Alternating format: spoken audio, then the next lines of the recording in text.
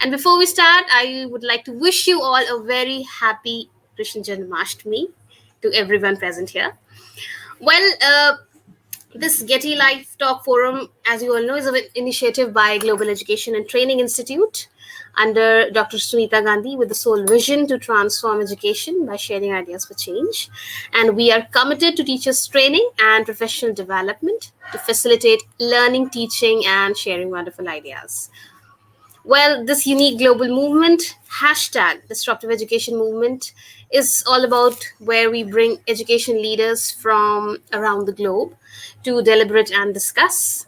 And every time I promise, and today I am back again with our eminent guest for the session, Miss Harini, who is the founder at Purna Pragya in Bangalore, a well read, well traveled, and academically inclined person. Well, she has lived in many cities in India and world and has understanding of many different industries, cultures, education systems, and much more. Well, currently, she leverages her knowledge, experience, and wisdom to mentor and guide students on their careers and education path based on their abilities, interests, personality, and strengths as a career development facilitator. And at Purna Pragya, she develops content for the courses offered and conduct workshops on Mathemagic Merriment, Mathability Express, Study Smart, and Study Styles. Well, this sounds interesting for me, Mathemagic Merriment, as we were just discussing offline as how much scared I am of maths. And there is a word that exists that says Mathematic Merriment. Well, a very warm welcome to you, ma'am, on this platform of Getty. And today she is here with us to talk on future ready students. Well, is a child really future ready? So, without taking much time, I would request ma'am to please take over the session and enlighten us. Over to you, ma'am, and once again, a very warm welcome. Thank you so much for the introduction, Preena. So let me just start sharing my presentation, and from there we can dive directly into the topic. Um, just a second. Yeah. Yeah. Can you see the presentation now? Yes, ma'am. Okay. So let me just dive directly into the topic. So I think each one of us, whether we are parents, teachers, students, educators, or entrepreneurs, we all know that the world has changed drastically right in front of us in the past 2 years. So for the one sec. Yeah. So for the next generation, these are the things that we would be hearing a lot. Stuck in the dark ages. We are unemployable after our graduations. I'm unhappy with my career, or I'm looking for a passion. I want a break. Okay. So these are the things that we keep hearing a lot if we are not future ready. So, if I took a survey on what are the life skills that need to be taught, there will be so many life skills that will come up. Leadership, problem solving, critical thinking. But what do we need to do for the future? So, for that, the current syllabus is preparing students for jobs that have been obsolete for a long time, right? And for technologies that have been obsolete for a long time to solve problems that need better technologies. The syllabus that we are currently studying has probably not been changed for the past 40 years. Yeah, changes are being made at a systemic level through government policies, national education policies, curriculum updates, online courses. So there is some inertia, but it will get done sooner or later. But what is our personal responsibilities? What can we do as an individual, whether we are a parent, teacher, educator, or even a student? What are the things that we can work on, right? So, as the future changes rapidly, we need to prepare students for jobs that don't yet exist. They would be creating and using new technologies that haven't been yet invented. And they will be solving problems that we don't even know are problems yet. So, you have all seen it in the past 2 years. So, how can we prepare them for being future ready? So the first thing we need to do is get into the right mind space. The mind space means taking responsibilities for our current so what is the how do we take responsibility for our current state, right? And then we look at the world outside, how the world outside is changing, and then we look into ourselves. Okay, that is Purna Pragya. And then how do we explore and experiment with ourselves and the world? This is what we are going to prepare the students. This is going to prepare the students for the world future. Now let us look at right mind space. Okay. Why do we eat healthy food? We eat healthy food to keep our body energetic and healthy. Why do we wear good clothes? To keep up our appearance neat and attractive, to improve our confidence. Do we put in healthy, unhealthy food in our stomachs once in a while? Yeah, we do, right? So what happens? The body flushes it out. So when your clothes get dirty, what do? You change them, you wash and iron them, you repair them. Now, what are the things we are putting into our minds? Are we how does the mind react? So what are we putting into our minds? We are putting in WhatsApp forwards, news, fake news, negative news, TV serials, YouTube videos. We are putting in arguments, worries, complaints, negative conversations. So does the mind really have some system to clean it up or flush it out? What can we do to put ourselves in the right mind space? So, what are the things we can do? We can tell our children inspiring stories every day. We teach them how to focus on one thing at a time. We encourage them to improve their self belief. We help them do meditation, affirmations, and have positive conversations at home. So, let me give an example. How many parents have asked this question to your children? Why can't you get full marks in maths? Or why can't you stick to your revision timetable for the exams? How many of us as parents have told this to our children? Right? What are the answers you get to it? Okay, let's try it out. Why can't you get full marks in maths? Oh, mom, you took me to the wedding. That's why I didn't study properly. Or the teacher did not teach properly. Yeah, these are the answers you will get. I did not find the right book, right? They are all the answers are going to be negative. Why they are going to be negative? Because you have accused them of something, so they get defensive, right? So because the question assumes that you cannot get full marks or you cannot stick to a timetable, can we change the question a little bit, right? Can we ask our children, how can I help you get full marks in mathematics? Or what do you need from me to stick to your revision timetable for your exams? Now, can we ask that? How can I help you get full marks in mathematics? So the answers you'll get is, Mom, I want this book, or I don't understand this part of the syllabus, or can I call the teacher and ask her some doubts, or can you sit with me while doing the revision, or can you give me a cup of coffee? Yeah, these are the answers you will get now. So the answers that you're getting to the just an attitude shift in the change of the question. Now the answers you get are positive, they are actionable, they're no longer defensive, and they are result oriented. So at the end of the day, once the child sticks to the timetable, he's going to improve his marks. So how can we, as parents, as teachers, how do we bring in positive conversations into our world and with our teachers?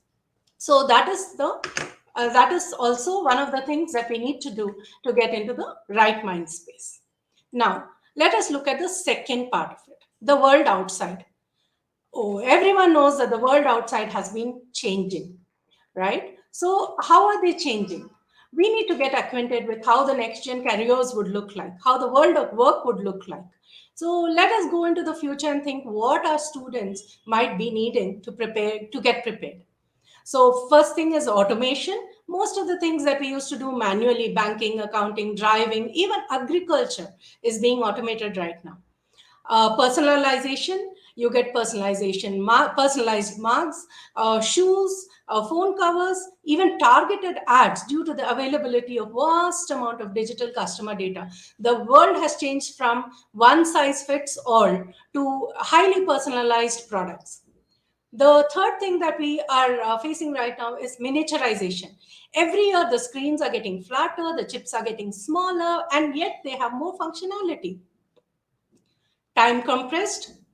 There's no longer any constraints on day or night. People provide support 24/7 remotely. You no longer wait for the next day, even if it is 5 p.m. Things are getting done. Everything is on your fingertips. Everything gets done on time and at any time. Now, the next buzzword is sustainability. You have to be environmentally aware. Whatever action we consider, we need to consider climate change, we need to consider carbon footprint, electronic waste management, even space debris for any kind of thing that we need to do. Distance is no longer an issue. I got my logo designed through a person in Madhya Pradesh living in Bangalore. So, some person in a small village in Bihar with just the knowledge competes with another person sitting in New York and offering the same service. Corporates, how the corporates have been changing. Corporates are doing a lot of outsourcing. Corporates no longer need to employ full-time employees for non-core activities. They are outsourcing their HR, design, accounts, security. They need to concentrate only on their core business. The rest of the services can be offered by other companies that are actual experts in that particular field. Technology has been so ubiquitous, especially after COVID. You see more penetration of internet, more adaptation of online services, more use of digital transaction, more speed, more range of services offered. You can sit at home and do everything. You can stay at some resort and work for your office, or you can spend time with your family and still be available for a meeting. So the future is the world of work is changing completely. And then what is out there? There's no lack of opportunities. The world is full of opportunities. There are 320 lines of education. That is just data that I collected. Maybe there are more. There are 22,000 plus occupations. There are thousands of online courses. So what is there's no lack of opportunities. You have to find out from these opportunities. You need to find out what is futuristic, what is contemporary, what is trending, what is evolving, and then make research and then get into what is the future work that you would like to do. Now, how are the attitudes changing? Our grandparents, our parents, they work for survival. They work paycheck to paycheck. Their aim in life was to lead a good life, feed and educate their children, and make them responsible citizens. The current 40 to 50-year-olds, they work to have a good lifestyle. They are very, very happy to slog at work, put in a lot of time at work, as long as they are able to, their family is happy. Like they are happy to, they are able to provide some comforts at home, like good food, travel, a few luxuries, ability to educate their children, send them abroad. They are happy with that. The current 20 to 30-year-olds, they live life to enjoy it. They want fulfillment, they want happiness, they want new experiences, they want new products, they want to buy things, they want to travel the world. Our children, the next generation, the students, the current students who are teenagers right now, what is their attitude going to be? They would want to work for self satisfaction. They want to have passion towards their work. They want to be independent. They want to take breaks whenever they feel like. They want to find themselves, and they want jobs on the move. They want to explore the world, and they want to have intense freedom, and yet they want to earn large amounts. So, because of that, they have to be experts at whatever they do, and they also want to make a difference to their world. So, the next gen is going to be destination driven. So, because they want self satisfaction from their careers also, not only their life above after their careers, they want self satisfaction from their careers, from their future. So, for that, they need to understand themselves. So, what do you mean by understanding ourselves? Right? What is it that we need to understand about ourselves? So, let us look at that. So, when we say self satisfaction, passion, fulfillment, Okay, so are these just words, or can we get deeper into it? Okay. And what is it that makes more money? Is it what is in vogue or in trend or futuristic? Or is it about yourself?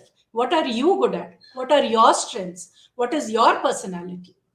Right? So, what is passion? The passion is that which makes you happy to work at, which makes you feel very complete or contented. So today is Krishna Janmashtami. So let's refer to Bhagavad Gita, Srimad Bhagavad Gita, what Sri Krishna says.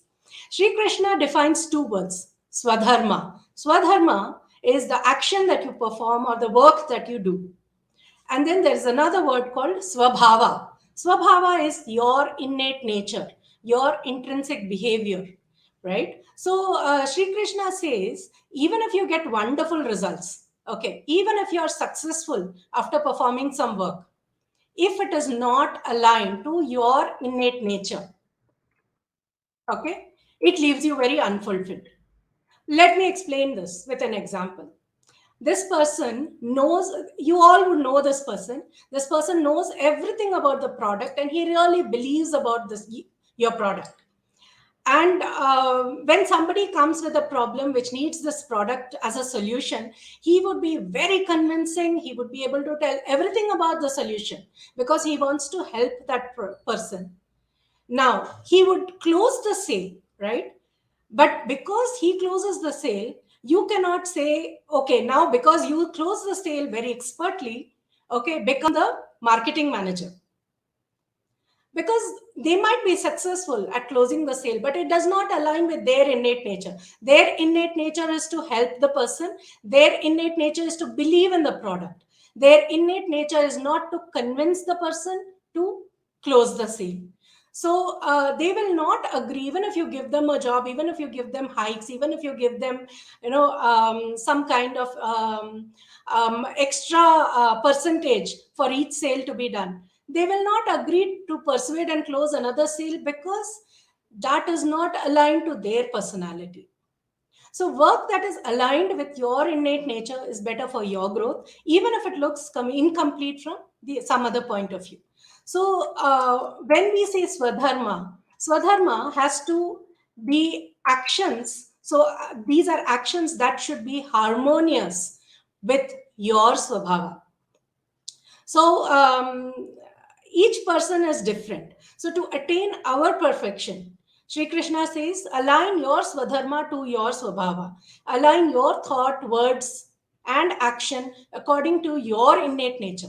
So, what is the problem that you want to solve? So, I'll give you an example. When COVID started, one person was connecting teachers to students online.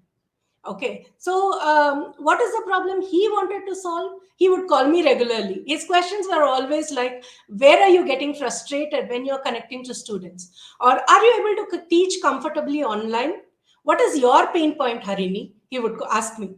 He wanted to solve the problem of teachers and students struggling with online classes. So he solved that problem using his edutech company. So he wanted that question, he wanted to answer that question. What is my pain point as a teacher? What is my pain point when I connect to students? What is the pain point of students or parents when they want to look for teachers?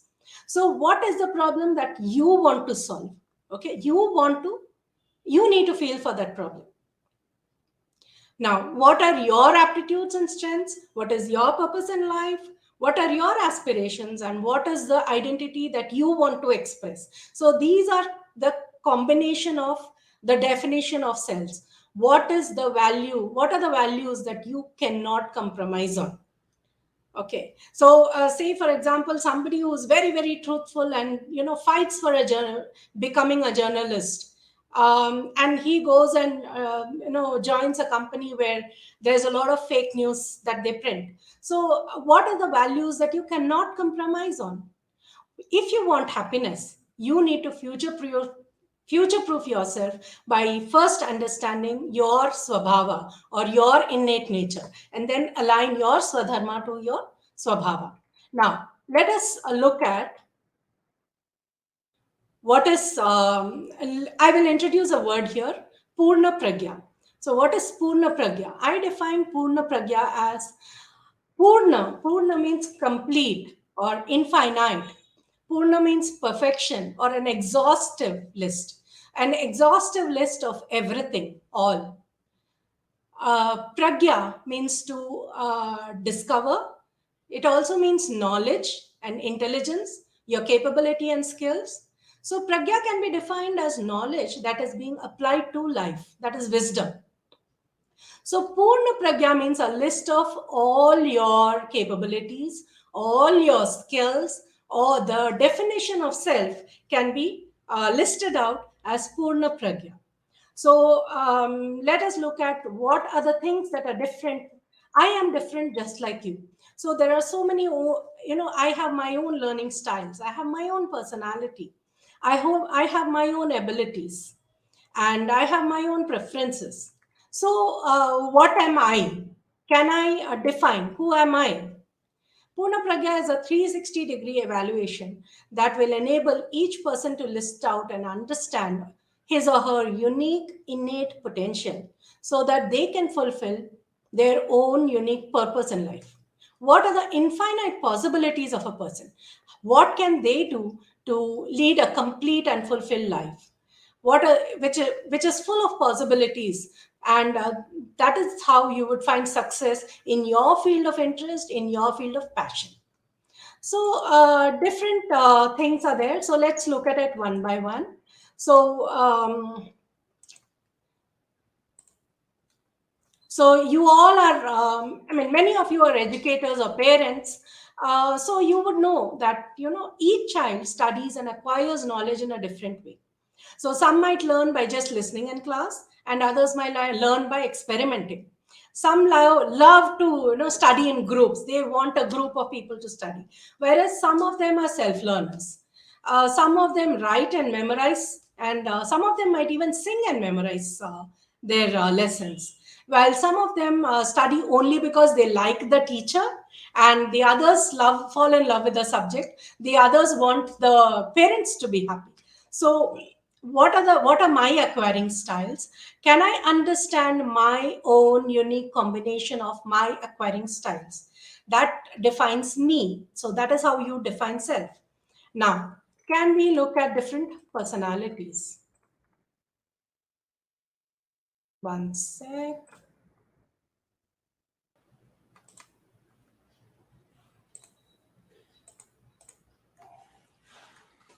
Yeah. Oh, sorry.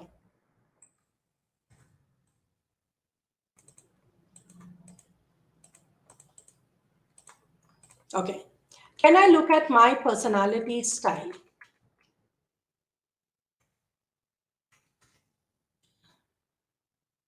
So there are extroverts and introverts. There are detail oriented people and those that they see the big picture. Some might want to do step by step work and others might want to innovate their own process. Some are natural born leaders while others are able to create harmony as a team member.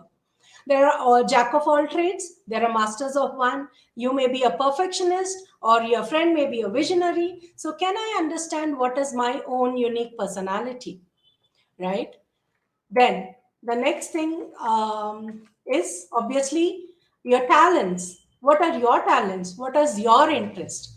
So we all know that there is always, some students who pick up languages very easily, while others may be very good at logical or mathematical skills. And some people may be musically inclined. Some may be good at interpersonal skills, while others can introspect and improve themselves. Some might be good at art, 3D imagination, while others are good at sports, yoga, or dance. And some others might be good with building models. So, can we understand what is my unique combination of talents and my unique combination of intelligences? So that is again one of the things that we need to define ourselves, our Purna Pragya. Okay, the next thing we can do is work on our intelligence quotient. So we have intelligence quotient, our emotional quotient, how creative we are, creative quotient, how we deal with adversities or critical incidents. So adversity quotient, how spiritual we are, spirituality quotient. So what is my unique scores in these quotients?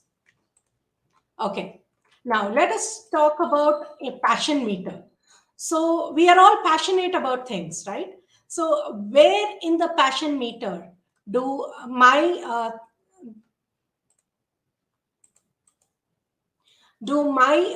passions lie? So we might have hundreds of likes and dislikes. I like sweets, you like your blue shirt, you also like sports. But out of hundreds of likes and dislikes, we might probably learn about 10 things or 20 things. Say, I learn cooking or badminton, right? But you might actually do some of them. Say, whenever friends gather, you go swimming. Out of that, even less you might have energy to do regularly, like say you play cricket at your club every weekend. Now, out of those 8 or 9 things, right, you are an expert at even fewer things. For example, companies consult you for advice. You are an expert. So you are known to be an expert. So the companies come and consult you for advice regarding food technology. But what makes me happy, or what makes me happiest, and what I'm a master at, is just 2 or 3 things. Say I am very good at packaging of nutritious food. So if you're a master at something, you like to do it day in and day out, okay, you will find success in that career. So we need to find out where our interests lie in the passion meter. So if the passion meter shows you as an expert or a master, then you can convert the interest to your career. So then we have our own work preferences. So there are people who are doers, or probably an engineer or a machine operator, chefs. They are doers. They do things with their hands. They are realistic people. And then you have investigators, that is thinkers, researchers, people who love complex problem solvers. These people are inventors. So these are thinkers or investigators. Then you have creators or artistic people who prefer imaginative or intuitive persons. They are poets, movie makers, designers, artists, architects. Then you have helpers. Helpers are people who like interpersonal relationships. They prefer to help people, and they prefer to go out there and talk to people and help them out, like doctors, teachers, social workers. They are empathetic people who want to understand the other person's psychology and help them out. Then there are persuaders. They have the ability to persuade people. They are great leaders. They are into sales, marketing, coaches. They become CEOs because they are enterprising people. Then you have the conventional people, that is those who follow processes and rules, those who are organizers, accountants, lawyers, HR managers, compliance officers. So, can I collect from this? Okay, what is my work preference? What is it that I want to do? So, say for example, so, one knowledgeable person might feel happy to teach a topic, while the same knowledgeable person, with the same knowledge, another person might want to research the topic further. Yet another would create some product out of it. So, each person is different. The person who wants to teach is a person who likes to help other people. So, it comes under helper or empathetic people or social work preference. The person who wants to create a product out of it is a doer and or a creator, and a person who wants to research further would be in the thinker or investigator work preference. So with this information, can I find out what am I, who am I, can I define myself? Okay, so with this information, what are my acquiring styles, what are my aptitudes, my interests, my personality, and my work preference? When we list out our Purna Pragya, we are able to define, we are able to have a unique answer to who am I. Now, with this, What next? What is next? So we need to explore or experiment. So we need to start doing activities. We need to start doing projects with this knowledge. We need to express our knowledge. We need to express our interest and express our unique identity to the world. That is when we start learning. So, say for example, your child is visual spatial, right? They love art and colors, they are very creative. Okay, send them out to the nearby park, take photographs, create an online presence. What are you doing with that knowledge? What are you doing with that passion? That is what counts. So it's no longer about, okay, my child is very good with kinesthetic skills, he is very good with yoga or dance, okay, send them to a dance class. No, it isn't also about how you are expressing it back. So just learning is not enough any longer. So for example, your child is a planner, he has a lot of logical skills, highly interpersonal. Ask them to make the plan for your next trip or get together. Just suggest them a budget and make them do something with it. Make them express that knowledge or express that skill and explore and experiment with that skill. So a student with people skills or empathy, or who is very good with languages, you can send them out, ask them to conduct interviews with people, record or write articles. They could volunteer at a school or a hospital. Okay. So from this, they will learn how to take responsibility.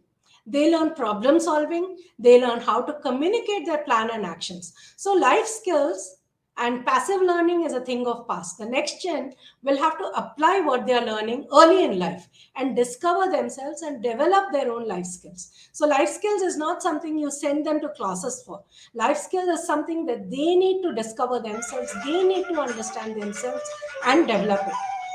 um, Say for example, I know a student who has a photography and YouTube account. Her spatial visual skills are very good. So, and also, so because of that, she has learned how to deal with criticism and praise. She has learned how to express herself. She also learned how to do time management. So I'll come up with a few more examples here, because this is the action point of, or the entire being ready for the future, ready for being future ready. This is the actual action point. So I know a dancer and singer. She's an extrovert. She loves planning and organizing events. Even when she was 8, she would go collect neighborhood kids and plan some 1 hour program or 2 hour programs. So at 16, so this she started at age 8. At 16, she took responsibility to conduct the entire annual day function of her school. So don't you think her conflict management skills has improved? Her organizing skills has improved? Her problem solving skills has improved? Not because she went for some life skill classes, but because she experienced the real life problems and solved them since she was 8, right? I have one, counselor mother who has a son who is extremely high logical and mathematical skills. So, how can the counselor mother, who is, she is working with psychology, she's working with education, and this child has logical and mathematical skills. How can the mother help the child? So, his interest is in programming. So, could the mother ask him to create a software that measures time response of a mouse click to change in color of a picture? So, this will give the psychologist mother an idea on a hand eye coordination. So, at the same time, the son experiences how to use a programming language, what are the problems that come up in user interface, what are the errors that come up. He can you create automated assessments of children using web programming. So this child learns that his work not only helps his mother, but also the people his mother helps. They learn about the far reaching repercussions of each action they have, and they learn to take ownership of that work. This is not something you can teach using some classes of life skills. This is something the child needs to experience and explore and understand themselves. Another student I know, he has excellent IQ. He improved his EQ and interpersonal skills by going and tutoring students. Now he is a founder of his own startup. He has found out what are the problems that students are facing when they are learning something. So he has founded his own edutech software. Another 15-year-old student I know, she's publishing her own book because she's very good with expressing herself in the written format. So she regularly updates her blog. Although she's very shy and an introvert, she is able to express her thoughts, actions through her book, and she has a following. So I know another 15-year-old who has great leadership skills. He has a will to do something good for the society. So you can say his work preference is persuasive, enterprising. He has great language skills. So what did he do during COVID? He formed a team of his friends, all 15-year-old and younger students, and he cleaned up his entire society. He has now understood his own strengths. What am I good at? What is the part of the activity that I like to do?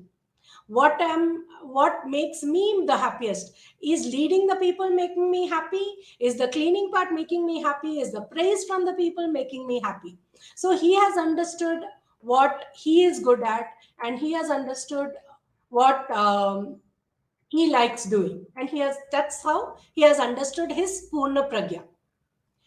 I know another child who is a 14-year-old, and he does origami.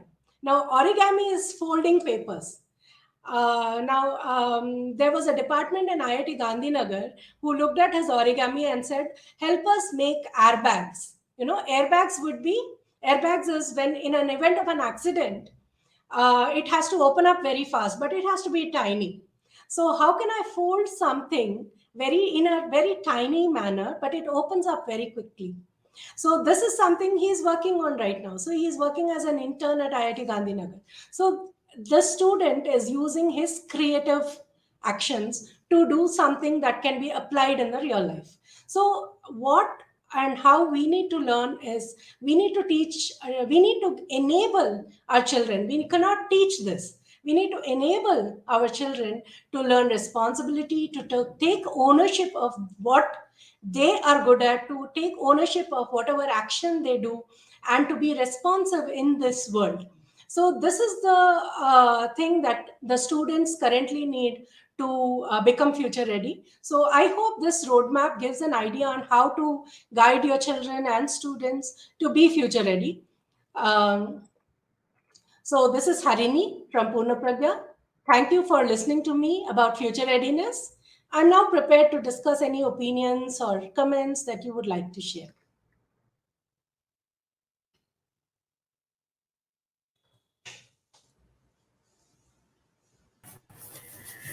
Thank you so much, ma'am.